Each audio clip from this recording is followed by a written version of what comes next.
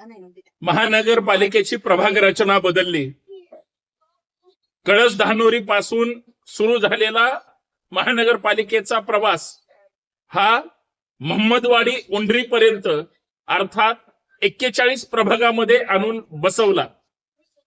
काही समाविष्ट गावं सुद्धा त्याच्यामध्ये त्या ठिकाणी आता समाविष्ट करण्यात आली. परंतु भाजप धार्जिनी सत्ताधारी धार्जिनी सगळी प्रभाग रचना करण्यात आली.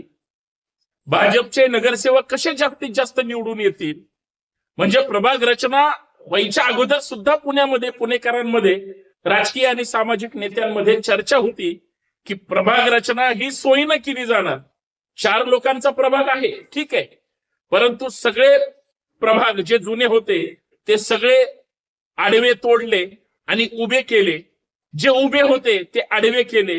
सगळ्या नगरसेवकांची जे विरोधक आहेत, विरोधी पक्षातले आहेत, सगळ्या विरोधी पक्षाच्या नगरसेवकांची जिरवली आणि सत्ताधाऱ्यांची त्या ठिकाणी खंदेमळणी झाली किंवा त्यांच्या सोयीचे प्रभाग केले. हे या सगळ्या गोष्टीतून लक्षात येतं.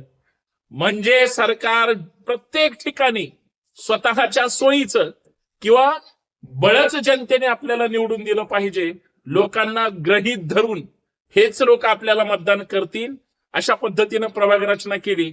पण या माध्यमातून तमाम पुणेकरांना हात जोडून विनंती करतो, लक्षात घ्या, सध्याची पुण्याची बकाल अवस्थेला सत्ताधारी जबाबदार आहेत. ते कुठल्या पक्षाचे आहेत, कोण आहेत, त्याच्याशी काहीच देणं घेणं नाही.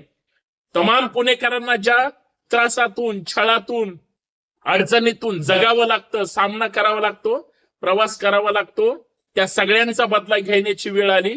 प्रभाग रचना बदलली, सोयीची केली, मतदारांनी बदला घ्यायची वेळ आली. जय शिवराय.